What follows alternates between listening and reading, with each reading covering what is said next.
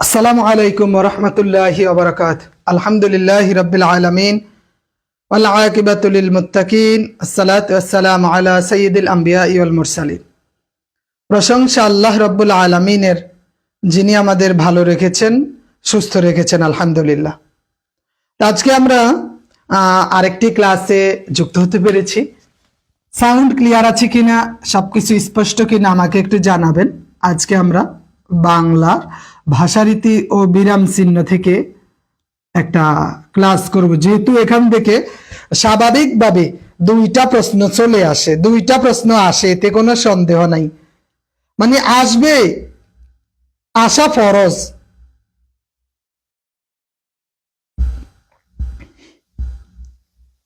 ওকে, sound clear আছে কিনা একটু নিশ্চিত করেন। এটি একটি গুরুত্বপূর্ণ বিষয়, বাংলা। যদিও আমরা মনে করি বাংলা, আরে এটা তো বাংলা, বাংলা মানে এটা তো সহজ একটা বিষয়। জি না, সহজ বলতে কিছু নেই যদি আপনি সহজ করে না নেন। সহজ করে নেওয়ার মন মানসিকতা থাকতে হয়। জি আলহামদুলিল্লাহ, আল্লাহ ভালো রাখছেন।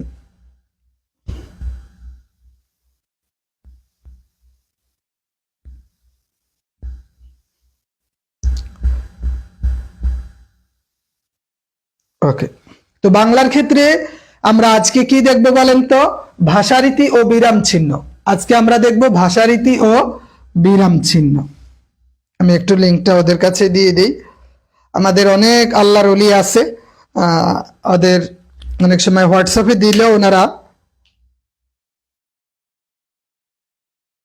বুঝতে পারে না, আবার সবকিছুতেই দেওয়া লাগে। আচ্ছা, সবচেয়ে ভালো হয় আমি যারা ক্লাসে যুক্ত হয়, যারা বিষয়টা বুঝে, ওরা যদি সাথে সাথে দিয়ে দেয়, তাহলে অন্যরাও বিষয়টা ভালোভাবেই অবগত হতে পারবে। আচ্ছা, ঠিক আছে, আলহামদুলিল্লাহ। আমরা আজকে দেখব ভাষারীতি ও বিরাম চিহ্ন।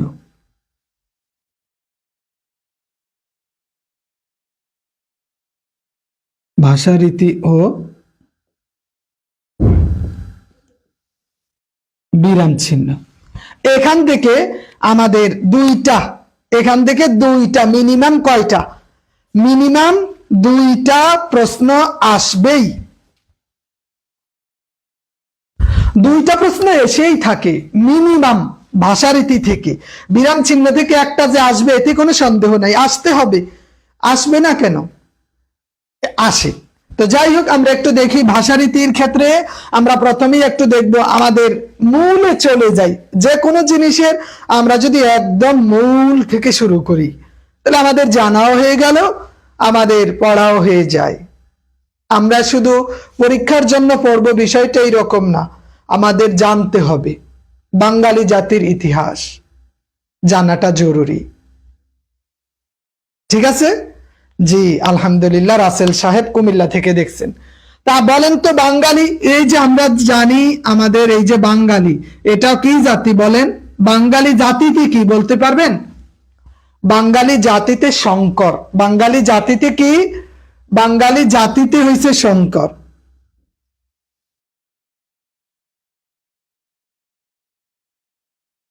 বাঙালি যে জাতিতে শঙ্কর, বাঙালি যে জাতিতে শঙ্কর, শুধু আমরা বলেই গেলাম। আসলে শঙ্কর কিভাবে হয়? শঙ্কর কিভাবে?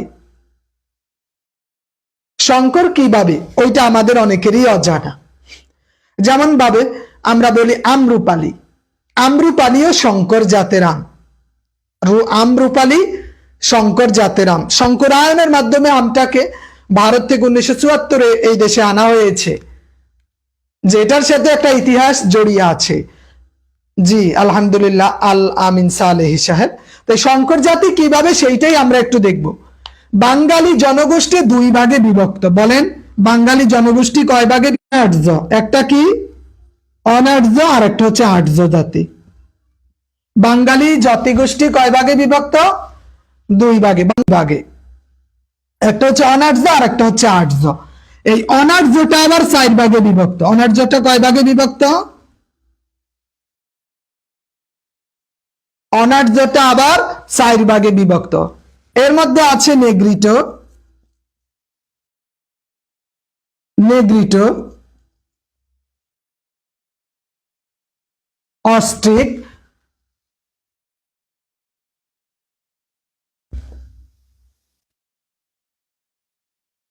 দাবড়ির, মর্সিনীয়।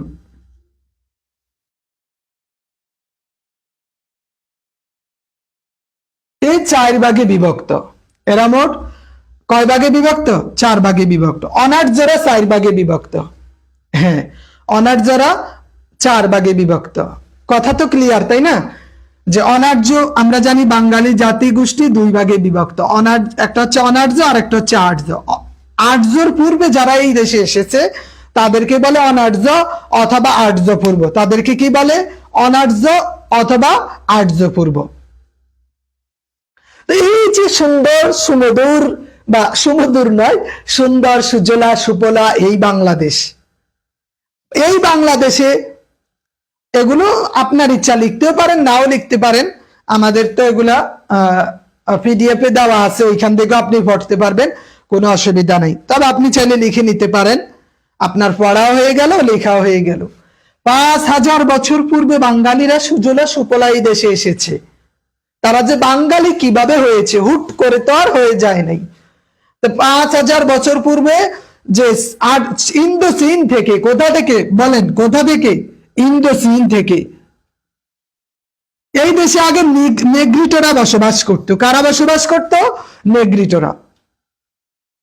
নেগ্রিটোরা যে কোথা থেকে আসছে সেটা জানা নাই, কিন্তু ইন্দোচীন থেকে এই অস্ট্রিক জাতিরা বাংলায় বঙ্গদেশে আসে। অস্ট্রিকরা এরা এসেই নেগ্রিটোদের সাথে যুদ্ধ হয়। যুদ্ধের নেগ্রিটো মানে কালো, কুচকুচি কালো, এরা হেরে যায়। মানে এরা হেরে যাওয়ার কারণে এই দেশ থেকে তারা চলে যায়। এই দেশে স্থান করে নেয় অস্ট্রিকরা। কারা স্থান করে নেয়? অস্ট্রিকরা। এবং ওই সময়েই খাইবার গিরিপথ দিয়ে এই দেশে আসে দাবড়িররা। তাহলে অস্ট্রিকরাও আসে, পাশাপাশি কিছুদিন পর সমসাময়িক সময়ে দাবড়িররাও আসে। এই দুইটা জাতি, অস্ট্রিক এবং দাবড়ির, অস্ট্রিক এবং দাবড়ির দুইটা জাতি এই দেশে আছে। তাহলে কি বললাম? একটা আজ থেকে 5000 বছর পূর্বে নেগ্রিটোরা, কালো জাতিরা এই দেশে বসবাস করত। ইন্দোচীন থেকে অস্ট্রিকরা এসেছে। অস্ট্রিকরা এসেই এদের সাথে মারামারি লাগলো, যুদ্ধ করলো, যুদ্ধ করে নেগ্রিটোদেরকে হটিয়ে দিল। এই সমসাময়িক কালে খাইবার গিরিপথ দিয়ে, খাইবার থেকে গিরিপথ দিয়ে আবার চলে আসলো দাবড়িররা। এই অস্ট্রিক এবং দাবড়ির এই দুইটার মিশ্রণে তৈরি হয়েছে আর্য পূর্ব বাঙালি। এই দুইটার মিশ্রণে কি তৈরি হলো বলেন? এই দুইটার মিশ্রণে তৈরি হয়েছে আর্য পূর্ব বাঙালি। কি বাঙালি বলেন? এই দুইটার মিশ্রণে কি তৈরি হয়েছে? আর্য পূর্ব বাঙালি। ঠিক আছে, আর্য পূর্ব বাঙালি।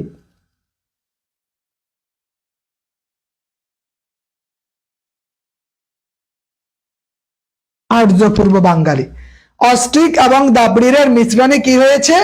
আর্য পূর্ব বাঙালি। এই আর্য পূর্ব বাঙালি এবং আর্য মিলে বাঙালি জাতিগোষ্ঠীর জন্ম হয়েছে, মানে মিশ্রণে তৈরি হয়েছে। এজন্য অস্ট্রিক, দাবড়ির, আর্য সবগুলার মিশ্রণে বাঙালি জাতি। এই জন্য বলা হয় যে বাঙালি সংকর জাতি। বাঙালি কি জাতি? বাঙালি জাতিতে কি বলেন? বাঙালি জাতিতে সংকর। এই জন্য বলা হয়ে থাকে বাংলার আদিম ভাষা হচ্ছে অস্ট্রিক। বাংলার আদিম ভাষা কি? অস্ট্রিক। এদেরকে জেলে বা নিষাদ জাতীয় বলা হয়। এদেরকে জেলে অথবা নিষাদ জাতীয় বলা হয়। তো বললাম বাঙালি দুইটা ভাগে বিভক্ত, একটা হচ্ছে অনার্য আর একটা হচ্ছে আর্য। অনার্য মানে আর্য পূর্ব। অনার্য মানে কি? অনার্য মানে আর্য পূর্ব।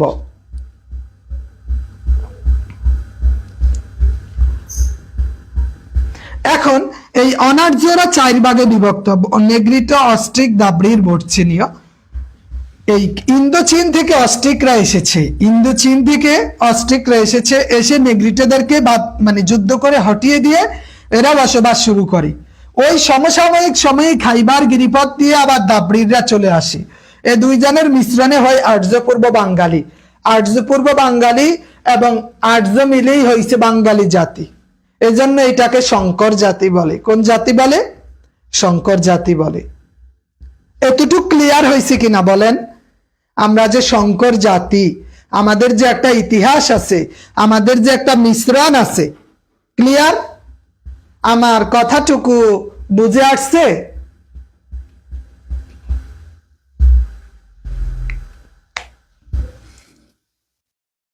ওই সময়ে সাধারণ মানুষের ভাষা ছিল প্রাকৃত। প্রাকৃত মানে সাধারণ, প্রাকৃত মানে কি? সাধারণ। তাহলে আমি একটু সামনে অগ্রসর হই। এইবার আমরা দেখি বাংলা এবং বাঙালি জাতি। আমরা তো শুধু দেখলাম বাঙালি, তাদের যে জাতিগত বিষয়, জাতিটা দেখলাম। এখন বাঙ্গালা এবং বাঙালিটা দেখি। বাংলা এবং বাঙালি, যে তারা মূলত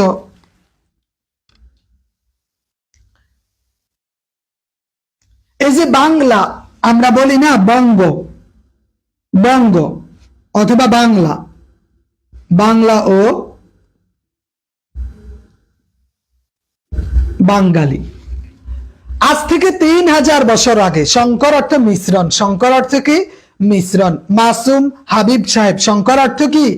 মিশ্রণ। যে খ্রিস্টপূর্ব 3000 বছর আগে, মানে ওই 5000 বছর আগে, ওই তরয়ের আরণ্যক গ্রন্থে বঙ্গ শব্দের উল্লেখ পাওয়া যায়।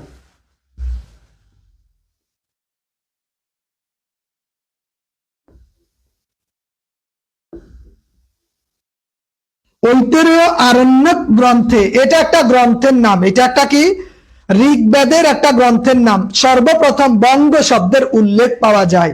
যদিও আমরা দাখিলের ইতিহাসে পড়েছিলাম বঙ্গ, এই বাংলাদেশ, বঙ্গদেশ, এটা মূলত ওই দিক থেকে এসেছে। ঐতরেয়, ঋগ্বেদের ঐতরেয় আরণ্যক গ্রন্থে সর্বপ্রথম বঙ্গ শব্দের উল্লেখ পাওয়া যায়। কি শব্দের উল্লেখ? বঙ্গ শব্দের উল্লেখ পাওয়া যায়। মনে রাখার উপায় হলো আমাদের একটু ফ্যাস লাগায়া পড়তে হবে। কিভাবে পড়তে হবে? ফ্যাস লাগায়া। একবার এক ব্যক্তি এসেছিল সক্রেটিসের কাছে, বলতেছে, গুরু, যা পড়ি কিচ্ছু মনে থাকে না, করবোটা কি?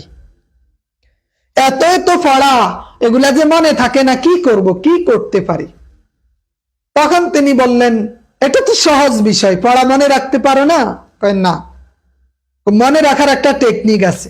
কি টেকনিক? এবার বলতেছে, তুমি তিনি হাতে কয়েকটা ঢিলা বা কঙ্কর জাতীয় কঙ্কর নিলেন। কঙ্কর নিয়ে বা ছোট ছোট পাথর, নুড়ি পাথর কয়েকটা নিলেন, নিয়ে এইবার তিনি ওই সহ একটু নদীর কিনারে গেলেন। নদীর কিনারে গিয়ে নদীতে নিক্ষেপ করতে লাগলেন। 3টা বা 4টা নিক্ষেপ করার পর তিনি বললেন, এবার এগুলা খুঁজে আনা তো। নদীতে নিক্ষেপ করছে, চলন্ত পানি, কি স্রোত অনেক, নুড়ি পাথর নিক্ষেপ করেছে, বলছে এটা খুঁজে নিয়ে আসো। এখন সে বলছে, সে বলে এটা তো সম্ভব না, এটা তো সম্ভব না। তাইলে এটা সম্ভব না, তাই তো? জি, এটা সম্ভব না। এবার তিনি কি করলেন? নুড়ি পাথরের মধ্যে সুতা বেঁধে এরপরে এই নদীতে নিক্ষেপ করলেন। নিক্ষেপ করার পর এটা টান দিছে, আর এখন বলে এখন টান হতো, এখন টান দিছে আর চলে আসছে। তা আমাদের ব্রেনটা হচ্ছে 2.5 পিটাবাইট, 2.5 পিটাবাইটের একটা ব্রেন। এইটা ছোট মাথা হোক, এই ব্রেনের ক্যাপাসিটি কত? এই ব্রেনের ক্যাপাসিটি হচ্ছে 48টা 6তলা বিল্ডিং কম্পিউটার দিয়ে পরিপূর্ণ করে যত কাজ করা যায় তার চেয়ে বেশি কাজ করার ক্ষমতা রাখে। 2.5 পিটাবাইট মানে কি? যে সর্বোচ্চ মেগাপিক্সেলের ভিডিওগুলো, রেজুলেশনের ভিডিওগুলো যদি আপনি মেমোরিতে লোড করেন, একটানা 350 বছর চাইতে থাকেন, তবুও শেষ হবে না। এটার নাম হচ্ছে ব্রেন। তো ব্রেনে সবকিছু খালি পড়ে আছে, ব্রেনটা সমুদ্রের মতো। কিন্তু আপনি যদি এখন ওই যে বিক্ষিপ্ত ভাবে না পড়ে, গিট্টু লাগাই পড়েন, আপনি যদি সুতা বেঁধে বেঁধে পড়েন, তাইলে দেখবেন পড়াটা মুখস্থ হবে। যদি আপনি বিক্ষিপ্ত ভাবে পড়েন, পড়া মুখস্থ হবে না। এজন্য আমি বললাম যে আপনাদের জন্য প্রশ্ন ব্যাংক পড়া হারাম। প্রশ্ন ব্যাংক হচ্ছে বিক্ষিপ্ত জিনিস, এটা পড়লে আপনার মাথায় কিছুই থাকবে না, কয়েকটা বাংলা, কয়েকটা ইংরেজি, কয়েকটা অঙ্ক, কয়েকটা সাধারণ জ্ঞান, তাও এক একটা এক এক অধ্যায়ের।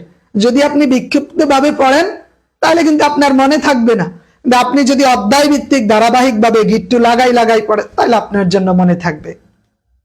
যেমন উদাহরণস্বরূপ, বাংলাদেশে যদিও বলা হয়ে থাকে 700-র অধিক নদী আছে, তবে আমি এখন পর্যন্ত 268টা নদীর নাম পাইছি। 268টা, 268টার মধ্যে আমি প্রায় 250টার উপরেই, মানে 200+ আমার মুখস্থ ছিল। এখন মুখস্থ করতে হলে এক একটার এক এক নাম, আমি মুখস্থ করব কিভাবে? তখন আমি চিন্তা করলাম, আমি যদি ক খ এইভাবে বর্ণাকারে সাজাই তাহলে এটা মুখস্থ হয়ে যায়। কালিন্দী, কোদালিয়া, কপোতাক্ষ, করতোয়া, কুশিয়ারা, কাকড়াই, কর্ণফুলি, কলিক, কীর্তনখোলা, কুমার, কালীপদী, কালনী, কাশালং, কংস। ক দিয়ে 14টা নাম, ক দিয়ে 14টা নদীর নাম। আবার যদি আমি খ দিয়ে ধরি আবার কতগুলা নাম, গ দিয়ে ধরি কতগুলা নাম। বিক্ষিপ্ত ভাবে মনে থাকবে না, এই জন্য আমি ধারাবাহিক ভাবে, আমার তো ব্রেনে আছে কয়ের পরে খ, কয়েরটা শেষ হলে খয়েরটা চলে আসবে, এইভাবে চলে আসে। এই জন্য আমাদের সবসময় একটু ধারাবাহিকতা রক্ষা করার চেষ্টা করতে হবে, যে আজকে যা পড়ছেন শুধু এইটার উপরে আপনি পড়েন, এটা আপনার মনে থাকবে। আর আপনি মনে রাখতে চাইলে মনে থাকে। অনেকে বলে মনে থাকে না, কিন্তু না, মনে থাকে।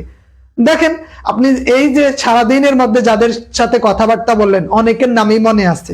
কারণ কি? এটা আপনি মনে রাখতে চাইছেন, আপনার ব্রেনকে বোঝাতে সক্ষম হয়েছে যে এটা মনে রাখতে হবে। আবার অনেক কিছু আপনার ব্রেনের কাছেও নাই, এটা আপনার প্র্যাকটিসের মাধ্যমে নিয়ে আসতে হবে। জি, আমি উপনিষদ, আমার তো অনেক কিছু পড়া হয় বিভিন্ন, আমি তো প্রায় 500-র অধিক হিন্দুদের মন্ত্র জানি, মুখস্থ করছিলাম। তাদের বিয়ের মন্ত্র, মৃত্যু মানে ফোড়া গেলে, ফোড়া দিলে তখন মন্ত্র, এটার মন্ত্র, সেটার মন্ত্র, এই পূজার মন্ত্র, এই পূজার মন্ত্র অনেক আছে। যা দেবী স্বর্গবোধে শান্তি হবে, অং নমস্তস্যৈ নমো নমঃ, অল্লং শ্রেষ্ঠং জ্যেষ্ঠং পরমং পূর্ণং ব্রহ্মং, আল্লাহ রসাল্লং মহামদরং কং বরস আদল্লং বুক মেবং অল্লবুক নির্ঘাত কমেতা ইসমিন্নন্তর স্লেচ্ছ আচার্যন সমন্বিত মহামদীতি খ্যাত শিষ্য শাখা সমন্বিত নিপ্রচ্ছেদ মহাবেদং মরুস্থল নিবাসিনম গঙ্গা জলচ্চ সংস্নাব্য পঞ্চগব্য ধর্মাধর্মী অং বেতং। এইরকম। তো এটা আসলে আপনার ভালো লাগতে হবে, আপনি এটাকে ভালোবাসতে হবে, তাহলে আপনার ভালো লাগবে, নাইলে ভালো লাগবে না। আপনি যেটাই করতে চান আগে ভালোবাসা তৈরি করেন, আপনার জন্য সহজ হয়ে যাবে। পিডিএফে অনেক পড়া, আমি আসলে একটু একটু করে দিই, পুরাটা একসাথে দিলে তো অমাগু কত পড়া, কিন্তু একদিনের পড়া যদি একটু একটু করে শেষ করি আমাদের হয়ে যায়। আচ্ছা, অনেক কথা চলে আসে, যাই হোক, অতিরঞ্জিত কথা বেশি হয়ে যায়, তো রাগ করবেন না, মাঝে মাঝে কথা প্রসঙ্গে কথা চলে আসে, সরি। ঐতরেয় আরণ্যক, এটা হচ্ছে ঋগ্বেদের একটা গ্রন্থ। এই গ্রন্থের মধ্যে খ্রিস্টপূর্ব 3000 অব্দে বঙ্গ নাম, বঙ্গ শব্দের উল্লেখ পাওয়া যায়, সেইখান থেকেই মূলত বঙ্গ। এবং এই যে আমরা জানি বাংলা ভাষার 2টা নিকটতম ভাষা আছে, ভাষার ক্ষেত্রে আমরা অনেক কিছুই, এই বিয়ের মন্ত্রটাই বললাম, এখন বিয়ের মন্ত্রটাই বলছে। তা আমরা জানি এই যে বাংলা যে ভাষার সিস্টেমটা, বাংলা ভাষা কোথা থেকে এসেছে, এই বিষয়গুলো আমরা একটু দেখি। তা আমরা দেখি বাংলা ভাষা এবং লিপি।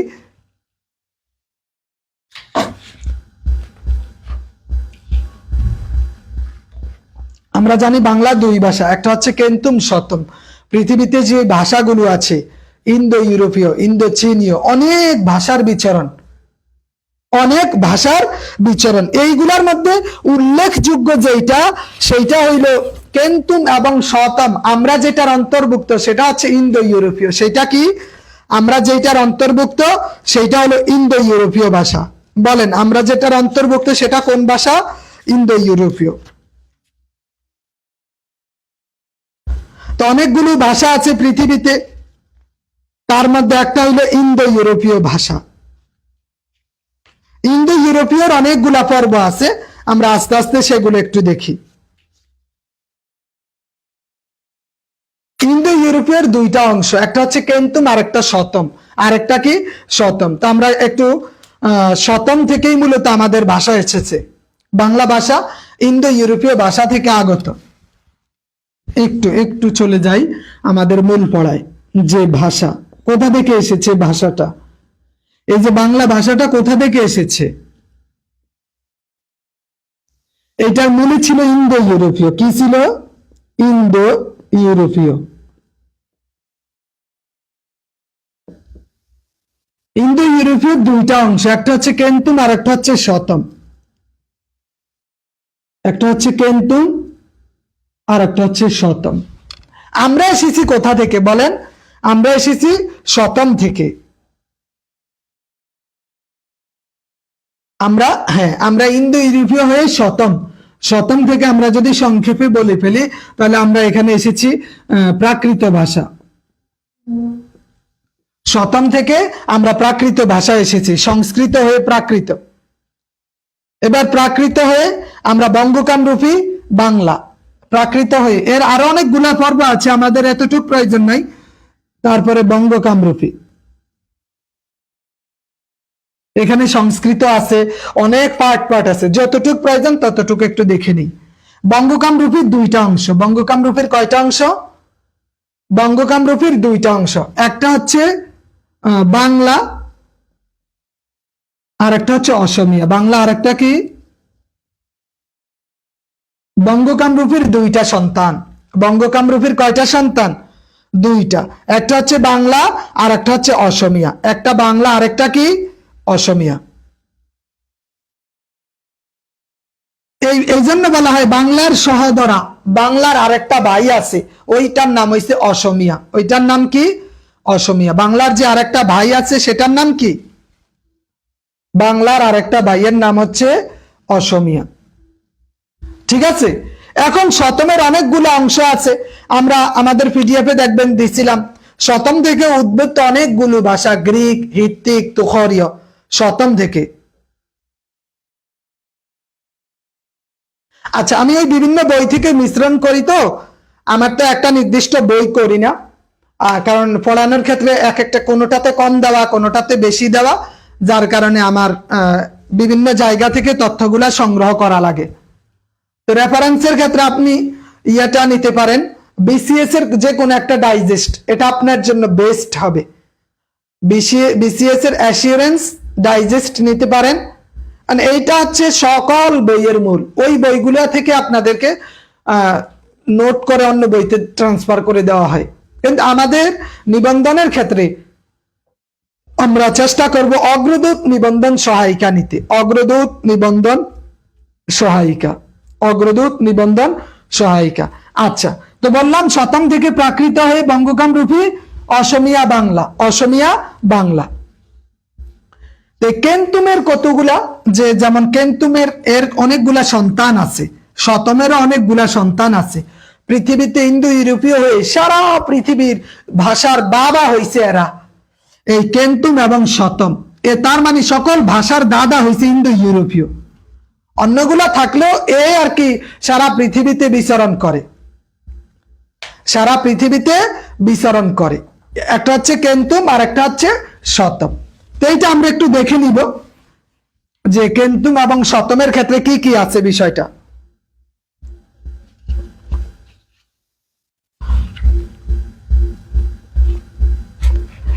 তাহলে আমরা জানি বাংলা ভাষার উৎপত্তি কত। বাংলা ভাষার ডাইজেস্টে ব্যাখ্যামূলক, ডাইজেস্ট প্রিলিমিনারি ডাইজেস্টে ব্যাখ্যামূলক আলোচনা থাকে, নিতে পারেন, সমস্যা নাই। ওরা যদি ভালো তথ্য দেয় ওইটাও নিতে পারেন, অসুবিধা নেই। তাহলে এই যে বাংলা ভাষার উৎপত্তি, বাংলা ভাষার উৎপত্তি নিয়ে আমাদের প্রশ্ন হয়। বাংলা ভাষার উৎপত্তি, এখানে আমরা জানি ডক্টর মোহাম্মদ শহীদুল্লাহ কি বলছেন, যে বাংলা ভাষা হচ্ছে গৌড়ীয় প্রকৃতি থেকে সপ্তম শতাব্দীতে এসেছে। বাংলা ভাষা আমি যেটা দিছি এর চেয়ে যথেষ্ট আর কিছু নাই। আমি যেটা দিছি এটা 100% যথেষ্ট, আরো বেশি দেওয়া হয়েছে।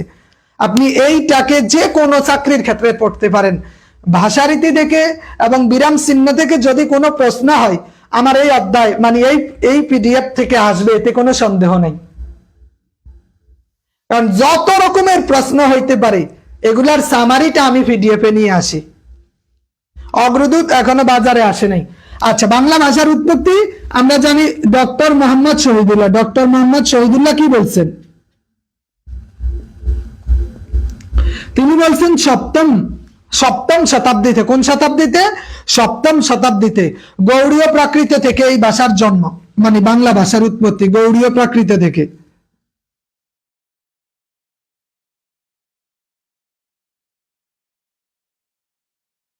তার মানে বাংলার দাদাকে, সরি বাবাকে ডক্টর মোহাম্মদ শহীদুল্লাহর মতে বাংলা ভাষার বাবা একজন।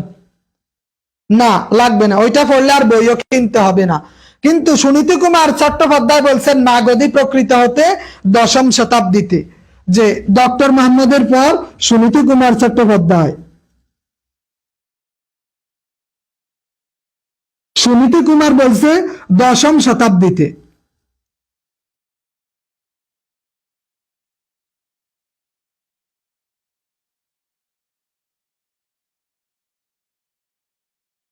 তাহলে দুইজনের দুইটা মত, দুইজনের দুইটা মত। ডক্টর মোহাম্মদ শহীদুল্লাহ বলছে সপ্তম শতাব্দীতে, সুনীতি কুমার চট্টোপাধ্যায় বলছে দশম শতাব্দীতে। হ্যাঁ, ডক্টর মোহাম্মদ শহীদুল্লাহর মতে সপ্তম, সুনীতি কুমার চট্টোপাধ্যায়ের মতে দশম। হ্যাঁ বলছে গৌড়ীয় প্রাকৃত থেকে, এ বলছে মাগধী প্রাকৃত থেকে। দুইজনে দুইটা বলেছেন, কেউ বলছে গৌড়ীয়, কেউ বলছে মাগধী। তবে ডক্টর মোহাম্মদেরটা বেশি শক্তিশালী। এবং এই যে বাংলা যে ভাষায় কথা বলি, আমরা যে ভাষায় কথা বলি, আমরা জানি আমাদের লিপিটা দুইটা। আমাদের যে লিপিমালা, এখন তো শুধু ভাষা নিয়ে বললাম, এবার আমাদের লেখার ক্ষেত্রে কি লাগে? লিপি। এই যে লিপিটা আমরা যে আজকে বাংলা লিখতেছি, এই লেখাটা কোথা থেকে আসছে, এটার জন্ম কোথায়, এটার উৎপত্তি কোথায়? যেমন প্রাচীন ভারতীয় লিপি থেকেই মূলত আমাদের এটা এসেছে। প্রাচীন ভারতীয় লিপি দুইটি। প্রাচীন ভারতীয় লিপি কয়টি? দুইটি। একটা হচ্ছে ব্রাহ্মী লিপি আর একটা হচ্ছে খরষ্টি লিপি। একটা হচ্ছে ব্রাহ্মী আর একটা খরষ্টি, আর একটা হচ্ছে খরষ্টি। দুইটা লিপি, একটা ব্রাহ্মী আর একটা কি? খরষ্টি লিপি। খরষ্টি লিপি, খরষ্টিটা হচ্ছে ডান দিক থেকে লেখা হয়। খরষ্টি কোন দিক থেকে? ডান দিক থেকে। ব্রাহ্মী লিপি বাম দিক থেকে, এইটা লেখা হয় বাম দিক থেকে। দুইটা লিপি দুই দিক থেকে লেখা হয়, দুইটা লিপি দুই দিক থেকে। এই ব্রাহ্মী লিপির আবার তিনটা রূপ। এইটার কয়টা রূপ? এইটার তিনটা রূপ। একটা হচ্ছে শারদা, আর একটা হচ্ছে কুটিল, আর একটা হচ্ছে নাগর। ওর আবার তিন সন্তান। ব্রাহ্মী লিপির কয়টা সন্তান? তিন সন্তান। ব্রাহ্মী লিপির কয় সন্তান? তিন সন্তান। এই তিন সন্তানের মেজ সন্তান থেকেই আমাদের বাংলা। এই বাংলা হচ্ছে বাংলা, এই বাংলা যে লেখি, এইটা ব্রাহ্মী লিপির মানে দ্বিতীয় সন্তান থেকে, কুটিল রূপ থেকে বাংলা লিপি এসেছে।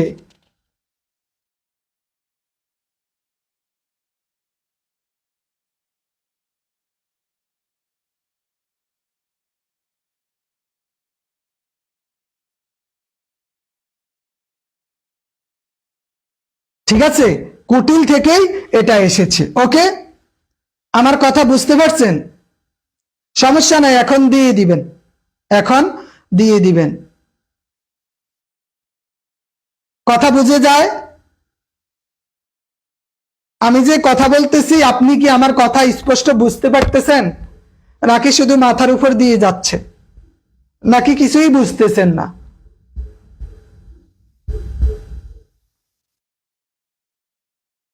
সহজ বাংলায় বলি, আশা করি না বুঝার কিছু নেই। হয়তো একটু ধৈর্যের বিচ্যুতি ঘটতে পারে, যে চাইতে চাইতে বিরক্ত চলে আসে কিনা। আমি বিরক্তিকে ভয় পাই। আপনি যখন বলবেন যে আমার বিরক্তি লাগে, তখন আমি আর সামনে অগ্রসর করতে রাজি না।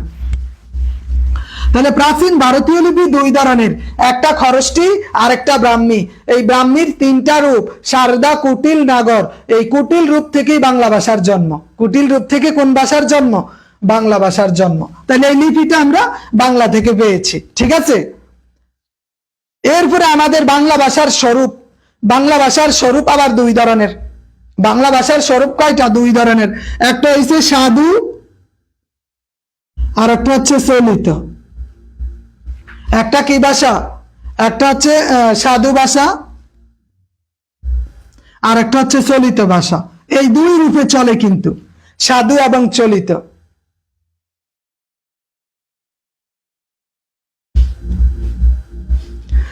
তাহলে এই আমাদের যে বাংলা ভাষাটা দেখেন, বাংলা ভাষা বুঝলাম, লিপি যে বুঝলাম, ভাষা আমরা ভাষা দেখলাম, লিপি দেখলাম, এই লিপির মধ্যে বাংলা আসছে। এই বাংলাটা আবার দুই ধরনের। বাংলাটা কয় ধরনের? দুই ধরনের। এই দুই ধরনের, একটা হচ্ছে সাধু আর একটা হচ্ছে চলিত। চলিতের আবার কয়েকটা রূপ,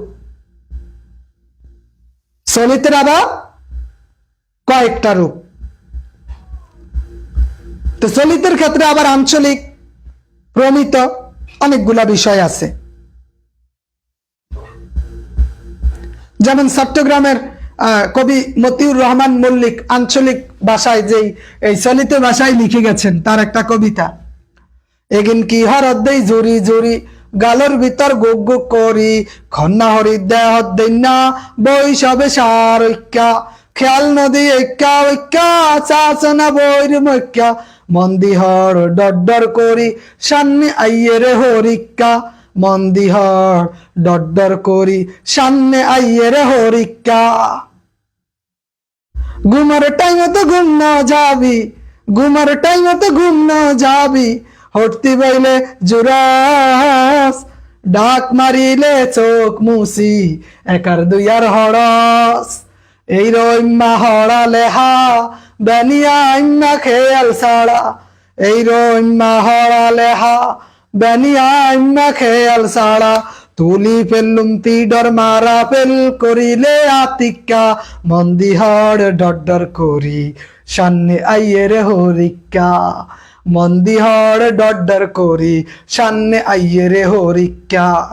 পরীক্ষা আসতেছে যে পড়তে হবে এখন, এটা হচ্ছে মূল বিষয়। তাহলে সাধু এবং চলিত, সাধু ভাষা এবং চলিত ভাষা, আমরা দুইটা ভাষা জানি। বলেন তো সাধু ভাষা কে জনপ্রিয় করছে? চলিত ভাষাকে প্রমথ চৌধুরী, আমরা আগে বলতাম প্রথম চৌধুরী। এই চলিত ভাষাটাকে, চলিত ভাষাটাকে মানুষের কাছে খরচটি ডান দিক থেকে, খরচটি দিবেন, খরচটি কোনটা দিবেন? খরচটি দিতে হবে। খরচটির অংশই হলো আপনার আরবিটা। খরচটির অংশটা কি? আরবিটা। তাহলে আমরা জানি চলিত ভাষা এসেছে প্রমথ চৌধুরী থেকে, প্রথম না, প্রমথ চৌধুরী। কিন্তু সাধু ভাষা কার থেকে এসেছে? ঈশ্বরচন্দ্র বিদ্যাসাগর। কার থেকে এসেছে? তার একটা বিখ্যাত গ্রন্থ আছে সম্ভবত অষ্টাধ্যায়ী, ঈশ্বরচন্দ্র বিদ্যাসাগর থেকে এসেছে। 19 শতাব্দীতে এই চলিত ভাষাটাকে, 19 শতকে যে রূপটা ফুটে উঠে বাংলার, সেটাই হচ্ছে সাধু চলিত।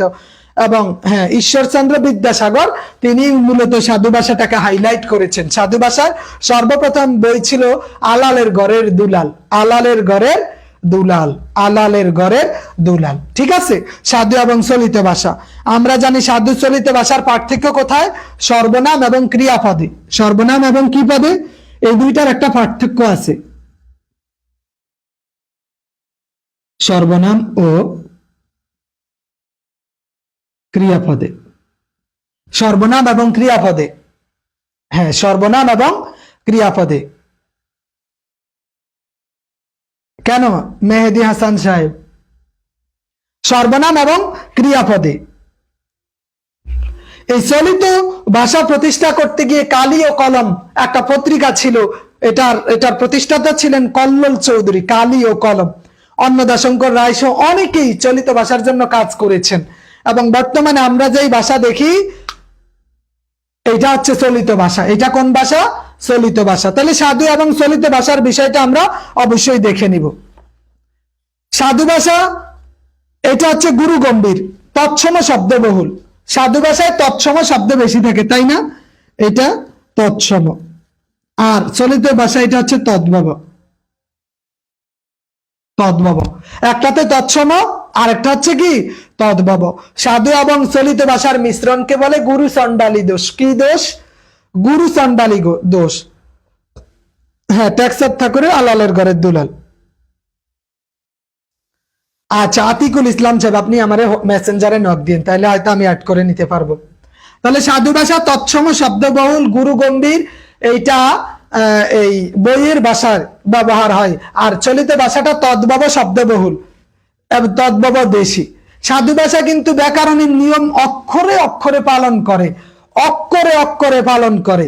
কিন্তু চলিত ভাষা কোনো নিয়মেই মানে না, সে তার নিজের নিয়মে চলে যায়। আমরা যে কথা বলি এটা চলিত ভাষায়, আমরা আমাদের ভাষায় কথা বলে থাকি। তো সাধু চলিত ভাষার ক্ষেত্রে প্রশ্ন হয়, এটা পার্থক্য, সাধু ভাষায় কোন শব্দের ব্যবহার বেশি, চলিত ভাষায় কোনটার ব্যবহার বেশি, সাধু এবং চলিত ভাষা এটা নাটকের এবং সংলাপের উপযোগী কিনা। ঠিক আছে, আচ্ছা, এটা আমরা দেখে নিব। এরপর আমাদের বাংলা ভাষা তো প্রতিষ্ঠিত হয়ে গেল, সাধু এবং চলিত ভাষা। এখন একটা ভাষার ক্ষেত্রে কি লাগে? একটা ভাষার ক্ষেত্রে ব্যাকরণ লাগে। ব্যাকরণ একটা গুরুত্বপূর্ণ বিষয়। অগ্রদূত নিবন্ধন একটা গাইড, কিন্তু এটা এখনো বের হয় নাই, হয়তো সার্কুলার আসলে বের হবে। এটা ভালো একটা গাইড, অন্যগুলা একটু অতিরঞ্জিত করছে সবকিছুতেই। আর সকল কাজের কাজে যদি একটা নিতে চান, তাহলে অ্যাসিওরেন্স প্রিলিমিনারি ডাইজেস্ট একটা গাইড আছে বিসিএস এর, 500 টাকা নিবে, এইটা নেন। আল্লাহ দুনিয়ার কোনো গাইড আর কিনতে হবে না। এইটা যে পড়ছে তার জিন্দগি সফল, ব্যর্থতা বলে কোনো কথা থাকবে না। তাহলে আমরা এই যে ব্যাকরণের ক্ষেত্রে আমরা জানি বাংলা ভাষায় প্রথম ব্যাকরণ কে তৈরি করছে? 1778 সালে ম্যানুয়েল দা অ্যাসেম্পাউস রচিত। হ্যাঁ, ম্যানুয়েল দা, আচ্ছা, ফারজানা আক্তার ম্যাম, হয়তো আমার সামনে আসে নাই মেসেজটা, আসলে দিয়ে করতে পারতাম কিনা। তো ব্যাকরণ আমরা জানি সর্বপ্রথম ব্যাকরণ ম্যানুয়েল দা অ্যাসেম্পাউস রচিত 1778 সালে। বেঙ্গলাই পর্তুগিজি, তাও বাংলায় না, পর্তুগিজ ভাষায় একটা ব্যাকরণ রচনা করেছেন। না, ডাইজেস্ট প্লাস না, ডাইজেস্ট প্লাস ওইটা না, ওদের গুলো না। হ্যাঁ, অগ্রদূত, এটা এটা এটা বেস্ট একটা বই। তাহলে এবং বাংলা ভাষায় প্রথম ব্যাকরণ রচনা করেছেন নাথানিয়েল ব্রাসিহেল হেড। বাংলা ভাষায় নাথানিয়েল,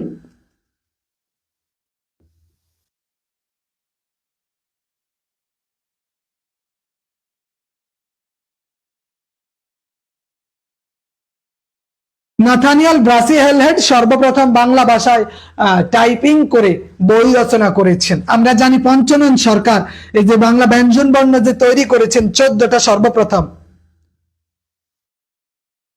14টা, এগুলা কে রচনা করেছেন? পঞ্চনন কর্মকার, তিনি এইটা লিখেছেন। একটা হচ্ছে আমি যেটা বললাম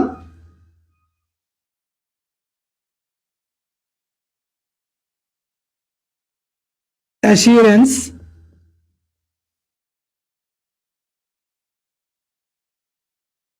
প্রিলিমিনারি ডাইজেস্ট,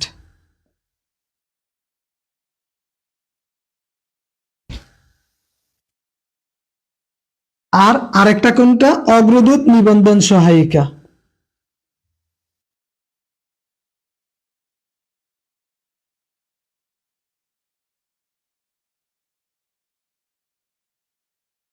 এই দুইটা বই, দুইটার যেইটাই নেন এইটাই আপনার উপকারে দিবে। আচ্ছা, তাহলে নাথানিয়েল ব্রাসিহেল সর্বপ্রথম বাংলায় তিনি ব্যাকরণ রচনা করেছেন, কিন্তু পরিপূর্ণ পরিপূর্ণ ব্যাকরণ রচনা করেছেন রাজা রামমোহন রায়। গৌড়ীয় ব্যাকরণ সর্বপ্রথম রাজা রামমোহন রায়, যে গৌড়ীয় ব্যাকরণ পূর্ণাঙ্গ বাংলা ব্যাকরণ রচনা করেছেন রাজা রামমোহন রায়। রাজা রামমোহন রায়। একটা জিনিস বলে রাখি, রাজা রামমোহন রায় কিন্তু রাজা না, রাজা রামমোহন রায় কিন্তু রাজা রামমোহন রায় কিন্তু রাজা না, তাকে একটা উপাধি দেওয়া হয়েছিল। না, এটা সবকিছুর জন্য, এগুলা কি সবকিছুর জন্য, এখানে সবগুলো বিষয় আছে, শুধু বাংলা না, শুধু বাংলা না। তাহলে এবং সর্বপ্রথম পূর্ণাঙ্গ বাংলা ব্যাকরণ গৌড়ীয় ব্যাকরণ রচনা করেছেন রাজা রামমোহন রায়। রাজা রামমোহন রায় 1833 সালে। কত সালে? ওইটা নিতে পারেন আপনাদের ইচ্ছা, তবে আমি ওইটার পক্ষে নাই।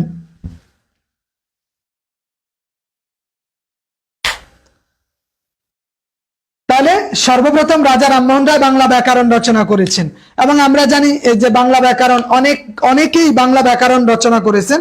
এক্ষেত্রে আমাদের কয়েকটা একটু মাথায় রাখতে হবে। আমরা একটু দেখি কে কোনটা রচনা করেছেন। এক নম্বরে আমরা যদি একটু বলি বাঙ্গালা ব্যাকরণ,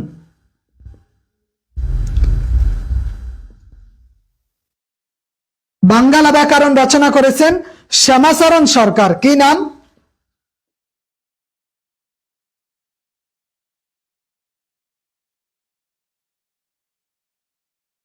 বাঙ্গালা ব্যাকরণ রচনা করেছেন শ্যামাচরণ সরকার। আর ব্যাকরণ কৌমুদী ঈশ্বরচন্দ্র বিদ্যাসাগর। ব্যাকরণ কৌমুদী ঈশ্বরচন্দ্র বিদ্যাসাগর। ঈশ্বরচন্দ্র বিদ্যাসাগর। আচ্ছা, ঈশ্বরচন্দ্র বিদ্যাসাগর ব্যাকরণ কৌমুদী রচনা করেছেন। আর বাঙ্গালা ব্যাকরণ আরেকটা রচনা করেছেন ডক্টর মোহাম্মদ শহীদুল্লাহ। বাঙ্গালা ব্যাকরণ রচনা করেছেন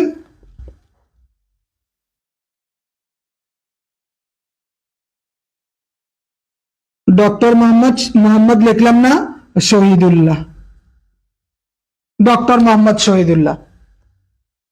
তাহলে বাঙ্গালা ব্যাকরণ মোট 2 জন রচনা করেছেন। কয়জন? 2 জন।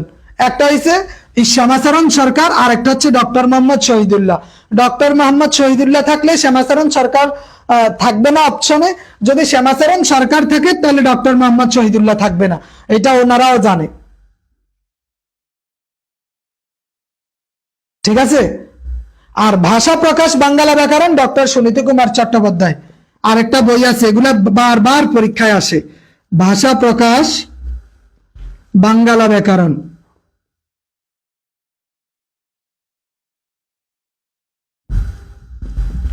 ভাষা প্রকাশ বাঙ্গালা ব্যাকরণ ডক্টর সুনীতি কুমার চট্টোপাধ্যায়, ডক্টর সুনীতি কুমার চট্টোপাধ্যায়। এগুলা বেশি পরীক্ষায় আসে, এই জন্য এগুলা বলে দিলাম।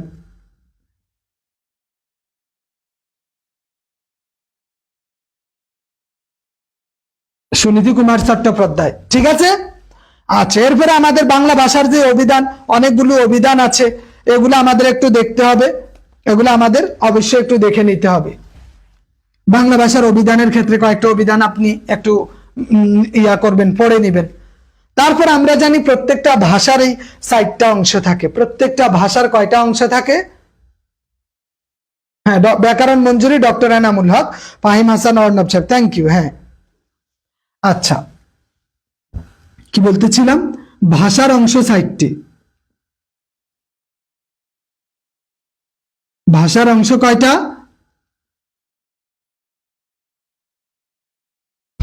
4টি।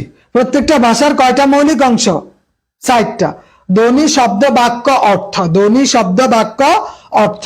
প্রত্যেকটা ভাষার মৌলিক অংশ 4টা। কি কি?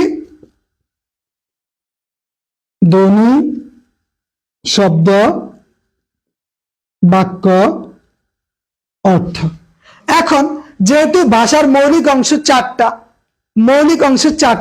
আমাদের প্রশ্ন হয়ে থাকে যে মনে করেন সন্ধি অথবা কারক। এই কারক, এটা কোনটার অংশ, কোনটার মধ্যে পড়ে? ব্যাকরণের আলোচ্য বিষয় 4টা: ধ্বনিতত্ত্ব, শব্দতত্ত্ব, বাক্যতত্ত্ব, অর্থতত্ত্ব। ব্যাকরণের আলোচ্য বিষয় 4টি। কি কি? ধ্বনিতত্ত্ব, বাক্যতত্ত্ব, শব্দতত্ত্ব, অর্থতত্ত্ব। এখন বলেন কারক কোনটার অন্তর্ভুক্ত? ধ্বনি, শব্দ, না বাক্য, নাকি অর্থ? এইটা আমাদের দেখতে হবে। এই ধ্বনি, এইটা নত্যবিধান, সত্যবিধান, তারপরে আমাদের বর্ণ, সন্ধি, এগুলা নিয়ে আলোচনা করে। একটু খেয়াল রাখবেন, পরীক্ষায় এভাবে আসে।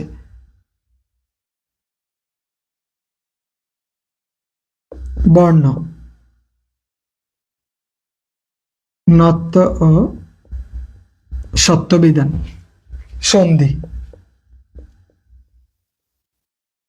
সন্ধি। এগুলো হচ্ছে ধ্বনিতত্ত্বের আলোচ্য বিষয়, ধ্বনিতত্ত্বের অন্তর্ভুক্ত। বর্ণ, সন্ধি, নত্যবিধান, সত্যবিধান এগুলা কি? তারপরে যুক্ত বর্ণ, উচ্চারণ, মানে বুঝেন তো, ধ্বনি এটা বর্ণের সাথে সম্পৃক্ত, যুক্ত বর্ণ এটার অন্তর্ভুক্ত। যুক্ত বর্ণ। আবার শব্দ, এটা শব্দ নিয়ে কাজ করে। শব্দ তত্ত্ব কি নিয়ে? শব্দ নিয়ে। ফাহিম সাহেব, বাক্য তত্ত্ব না। শব্দ তত্ত্বের কাজ কি? শব্দ তত্ত্বের এটার কাজ হলো লিঙ্গ, সমাস, কারক, বচন এগুলা। লিঙ্গ, সমাস, কারক, বচন এগুলা হচ্ছে শব্দ তত্ত্বের কাজ, এগুলা শব্দ তত্ত্বের অন্তর্ভুক্ত।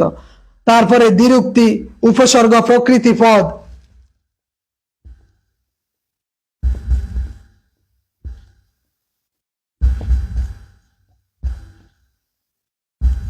এগুলা শব্দতত্ত্বের আলোচ্য বিষয়। এগুলা কিসের আলোচ্য বিষয়?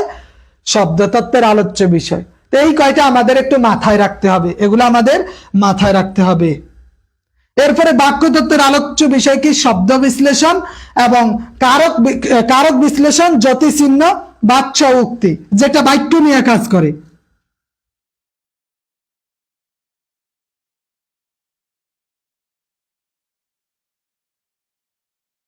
কারক বিশ্লেষণ,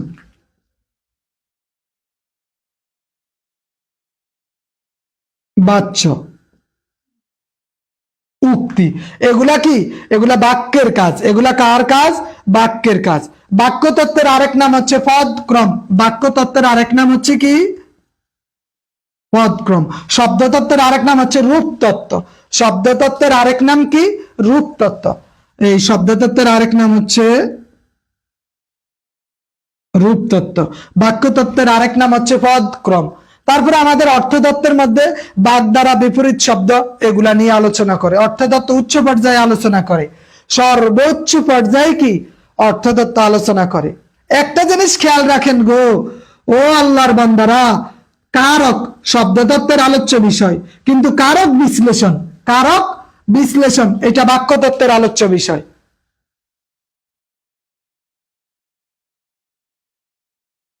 পদ শব্দতত্ত্ব, পদ পরিবর্তন বাক্যতত্ত্ব। পদ এইটা কোন তত্ত্ব? শব্দতত্ত্ব, কিন্তু পদ পরিবর্তন বাক্যতত্ত্ব।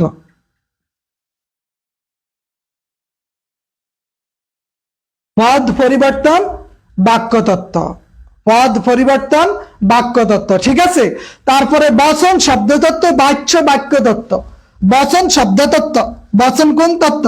শব্দতত্ত্ব, কিন্তু বাচ্য এটা হচ্ছে বাক্যতত্ত্ব। বাচ্য কি? ও এখানে লেখাও আছে বাচ্য। তাহলে বচন এক জিনিস আর বাচ্য আরেক জিনিস। একটা আরেকটার সাথে যাতে আমাদের ফ্যাস না লাগে, একটা আরেকটার সাথে যাতে কি ফ্যাস না লাগে, এটা আমাদের একটু খেয়াল রাখতে হবে। কারক এক জিনিস, কারক বিশ্লেষণ আরেক জিনিস, পদ এক জিনিস, পদ পরিবর্তন আরেক জিনিস, বচন এক জিনিস, বচন পরিবর্তন আরেক জিনিস। যেমন বিভক্তি শব্দতত্ত্ব, বিভক্তি এই লেখি নেই তো না, বিভক্তি শব্দতত্ত্ব, কিন্তু উক্তি এইটা আবার বাক্যতত্ত্ব। উক্তি কোন তত্ত্ব? উক্তি এইটা আবার আমাদের বাক্যতত্ত্ব। এই কয়েকটা জিনিস আমাদের একটু স্মরণে নিতে হবে, ঠিক আছে? কথা ক্লিয়ার? আমাদের এই কয়েকটা ফ্যাচ আছে, এগুলা যদি আপনি ওইভাবে বুঝে না পড়েন তাহলে আপনি দেখা যায় এই পারা জিনিসটাও ভুল হবে।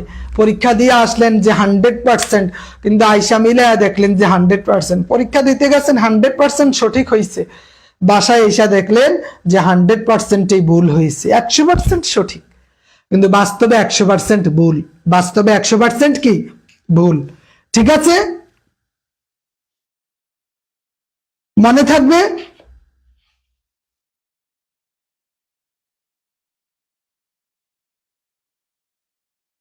আচ্ছা, তাহলে এই ভাষার মৌলিক অংশগুলো আমরা একটু দেখলাম। এবার আমরা একটু জ্যোতি চিহ্ন বা বিরাম চিহ্নগুলো একটু দেখি। কারো কি সময় তো মোটামুটি 50 মিনিট হয়ে গেছে, বিরক্ত লাগতেছে নাকি? বিরক্ত লাগলে বলবেন, ঠিক আছে? হ্যাঁ, অনেক সময় বোরিং হয়ে যাই আমরা। অল্পতে, যদিও বিশেষজ্ঞগণ বলেন যে 30 মিনিট পর পর আমাদের ব্রেক দেওয়া উচিত। 30 মিনিট পর পর আমরা যদি ব্রেক দেই সেই ক্ষেত্রে আমাদের মনোযোগটা ভালো থাকে, এটা বলে থাকে। যাই হোক, আচ্ছা, তারপরে আমরা একটু দেখি আমাদের বিরাম চিহ্ন। কি চিহ্ন? বিরাম চিহ্ন বা জ্যোতি চিহ্ন। বিরাম চিহ্ন বা জ্যোতি চিহ্ন। আমরা এরপরে আপনাদের আর বেশি সময় নষ্ট করব না ইনশাআল্লাহ, একটু ধৈর্য ধরেন, আর কিছু লাগবে না। আমরা বিভিন্ন জন বিভিন্নটা বলে থাকে। বিরাম চিহ্ন সাধারণত 13টি। কতটি? বিরাম চিহ্ন সাধারণত কয়টি? 13টি। বিরাম চিহ্ন সাধারণত 13টি। আচ্ছা, একটু আমরা দেখি বিরাম চিহ্ন কয়টা। জ্যোতি বা বিরাম চিহ্নের প্রবর্তককে বলেন? জ্যোতি অথবা বিরাম চিহ্নের প্রবর্তককে?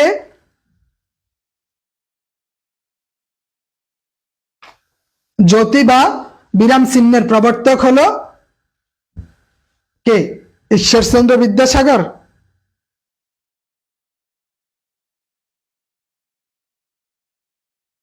জ্যোতি বা বিরাম চিহ্নের প্রবর্তক ঈশ্বরচন্দ্র বিদ্যাসাগর। 13টা।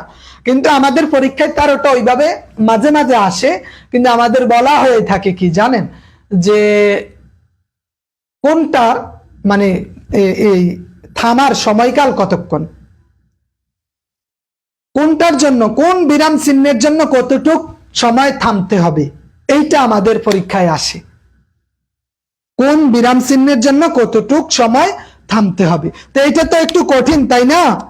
কিন্তু আমরা যদি সহজেই বলি এই 13টা কোনটার জন্য কয় সেকেন্ড কয় মিনিট থামতে হয়, কোনটার ক্ষেত্রে কতটুক, এটা আমাদের জন্য কঠিন হলে আমরা একটু সহজভাবে দেখব। আমরা এক বাক্যে বলে ফেলি।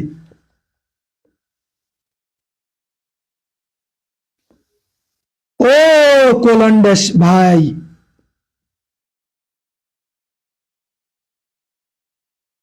এক সেকেন্ড দাঁড়াবি?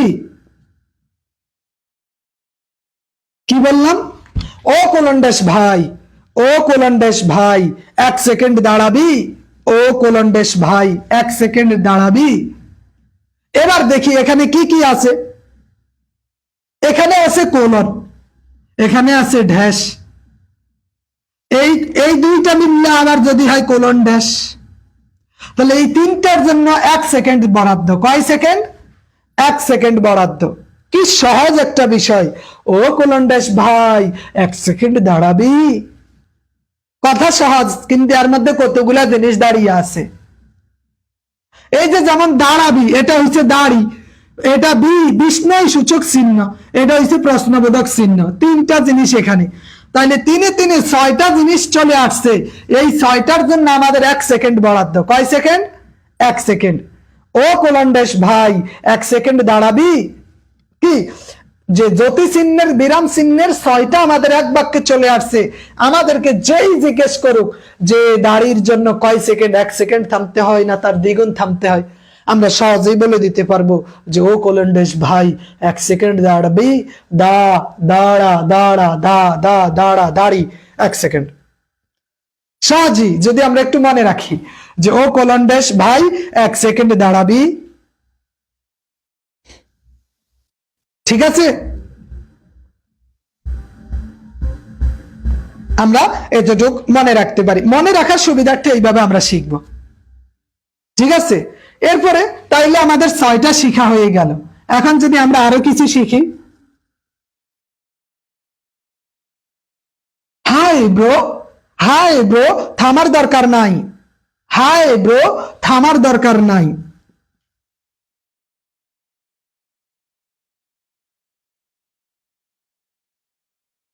দেখেন, হাই ব্রো, থামার দরকার নেই। হাই মানে হাইফেন, হাই মানে কি? হাই মানে হাইফেন, রস্যই মানে ইলোপ চিহ্ন, হাইফেন ইলোপ চিহ্ন, হাইফেন ইলোপ চিহ্ন, হাইফেন ইলোপ চিহ্ন। এখন এই যে ব্রো মানে ব্র্যাকেট, ব্রো মানে কি? ব্র্যাকেট। এগুলার জন্য থামার দরকার নাই, এগুলার জন্য কিসের দরকার নাই? থামার দরকার নাই। এই তিনটা আমাদের চলে আসে যে এদের ক্ষেত্রে থামার দরকার নাই। হাই ব্রো, থামার দরকার নাই। ওই কয়, হ্যাঁ কয় ও কোলন্ডেশ ভাই, 1 সেকেন্ড দাঁড়াবি? হ্যাঁ উত্তর দেয় হাই ব্রো, থামার দরকার নাই, চলো চলো সামনে এগিয়ে চলো। আমাদের আরো 3টা চলে আসছে, হাইফেন ইলোপ চিহ্ন, এবং ব্র্যাকেট, হাইফেন, ইরব চিহ্ন এবং ব্র্যাকেট, এই তিনটা চলে আসছে।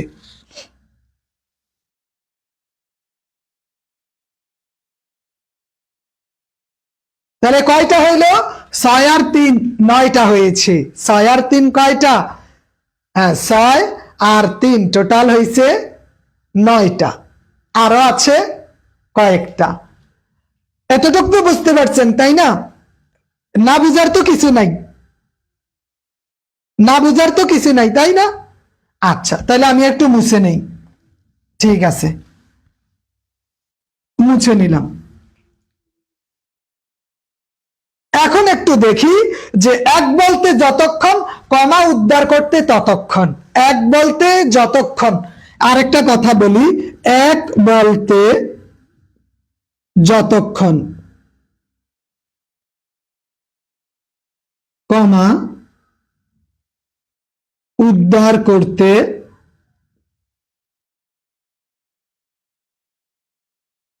ততক্ষণ। এক বলতে যতক্ষণ, কমা উদ্ধার করতে ততক্ষণ। এখানে আমরা দুইটা জিনিস পাবো, একটা হচ্ছে কমা আর একটা হচ্ছে উদ্ধরণ চিহ্ন। মানে এগুলোর জন্য এক বলতে যতক্ষণ ততটুকুই আমাদের থামতে হবে, আর বেশি থামার দরকার নেই।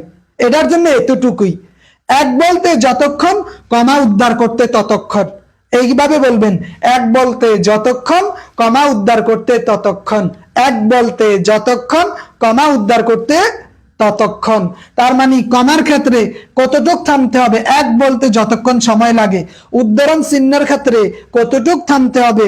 এক বলতে যতক্ষণ সময় লাগে। আর সেমিকোলনের ক্ষেত্রে এক বলার দ্বিগুণ সময় থামতে হয়। সেমিকোলনের ক্ষেত্রে কি? সেমিকোলনের ক্ষেত্রে এক বলার দ্বিগুণ সময় থামতে হয়। সেমিকোলন এর ক্ষেত্রে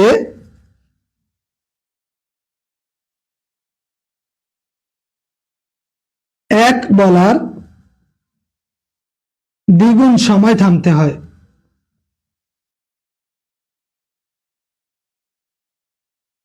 সেমিকোলনের ক্ষেত্রে এক বলার দ্বিগুণ সময় থামতে হয়। আর আছে বিন্দু, বিন্দু আলাদা বিষয়। ঠিক আছে, তাহলে আমাদের ওই 9, 10, 11, 12 আর বিন্দু সহ মোট 13টা আমরা দেখলাম। তাহলে কোনটার জন্য কতটুক থামতে হয় এটা আশা করি প্রত্যেকেরই জানা হয়েছে, তাই না? আমরা বুঝতে পারছি তো, তাই না?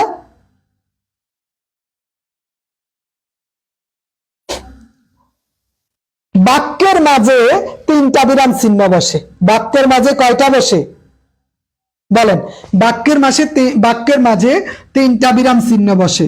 বাক্যের মাঝে 3টা বিরাম চিহ্ন বসে। সেটা কি কি? কমা, সেমিকোলন, ড্যাশ। এই যে কমা, সেমিকোলন, ড্যাশ, এই 3টা বাক্যের মধ্যে বসে। কোথায় বসে? মধ্যে। আবার বাক্যের শেষে 3টা সেমিকোলন, 3টা চিহ্ন বসে বাক্যের শেষে, বাক্যের অভ্যন্তরে এবং বাক্যের প্রান্তে। প্রশ্ন হয়েছে বিসিএস সহ নানান পরীক্ষাতে এগুলো আসে, যে বাক্যের মধ্যে এবং বাক্যের প্রান্তে দাড়ি, প্রশ্নবোধক চিহ্ন এবং আশ্চর্যবোধক চিহ্ন, এগুলা কি বাক্যের শেষে বসে। এগুলা বাক্যের শেষে বসে। ঠিক আছে, তাহলে বাক্যের প্রান্তে বসে 3টা, বাক্যের মধ্যে বসে 3টা। এরপর আমরা একটু দেখে নিব যে কমা কোথায় বসে, সেমিকোলন কোথায় বসে, দাড়ি কোথায় বসে। এগুলো আমাদের, হ্যাঁ, এগুলো আমাদের একটু দেখে নিতে হবে। জটিল বাক্যের অন্তর্গত প্রত্যেকটি খণ্ড বাক্যে আমরা জানি কমা বসে। জটিল বাক্যের অন্তর্ভুক্ত একাধিক স্বাধীন বাক্য একত্রিত করলে সেখানে সেমিকোলন বসে। অপূর্ণ বাক্যের পর একটি বাক্য আসলে লোপ চিহ্ন বসে। এটা আমরা একটু আমাদের পিডিএফও দেওয়া আছে, আমরা একটু দেখে নিব। তো আশা করি আজকে আমরা অনেকগুলা বিষয় দেখলাম। আমরা যদি এইটা একটু ভালোভাবে পড়ি, আলহামদুলিল্লাহ আমাদের এখান থেকে 2-3 নাম্বার থাকবে ইনশাআল্লাহ কোনো না কোনো পরীক্ষায়। আমরা যথাসময়ে শুরু করেছি, আবার আপনাদের বিরক্ত চলে আসার আগে আগেই আবার আখিরি দাওয়ানা আনিল হামদুলিল্লাহি রাব্বিল আলামিন ওয়ালা দাল্লিন করতেছি। 1 ঘন্টার মধ্যে আমরা আপনাদের কষ্ট দিব না বেশি। আমি আপনাদের দলের লোক, কষ্ট হবে না। ইনশাআল্লাহ আপনাদের যাতে বিরক্ত না আসে সেইভাবেই আমি চেষ্টা করব নির্দিষ্ট সময় শুরু নির্দিষ্ট সময় শেষ করতে। তো মাঝে মাঝে একটু বেশি হয়ে গেলে আন্তরিকভাবে ক্ষমা প্রার্থী। আজকে এতটুকুই, ঠিক আছে? ভালো থাকবেন, সুস্থ থাকবেন। এখন তো ক্লাসের শেষ মুহূর্তে, এখন আপনি নিজে গান শুনতে পারেন। যখন আপনার বিরক্ত চলে আসবে ক্লাসের মাঝ পর্যায়ে আমি দুই একটা গাইতে পারি, যাতে আপনার মনোযোগটা আনতে পারি। কিন্তু স্বাভাবিকভাবে আমি শেষ পর্যায়ে তো না বলাই ভালো, অনেকের বিরক্ত চলে আসবে। ইনশাআল্লাহ ঠিক আছে, ওকে, আল্লাহ হাফেজ, আসসালামু আলাইকুম। ওয়ালাইকুম আচ্ছা, আর আমাদের পরীক্ষাটা আগামীকাল রাত 8টায় শুরু হবে ইনশাআল্লাহ। পরীক্ষাটা আগামীকাল রাত 8টাতেই শুরু হবে। নির্দিষ্ট সময়ে পরীক্ষা দেওয়ার চেষ্টা করবেন। একজনে বারবার পরীক্ষা দিয়েন না, একজনে বারবার পরীক্ষা দিয়েন না। আমি আবারও বলছি, পরীক্ষা দেওয়ার ক্ষেত্রে আমি আপনাকে একটা লিংক দিব, আপনাকে একটা কি দিব, লিংক দিব। ওই লিংকে টাচ করলেই আপনি দেখতে পাবেন নিচে, এই পেজটার নিচে লেখা আছে যে স্টার্ট এক্সাম। এখানে কি স্টার্ট এক্সাম লেখা আছে।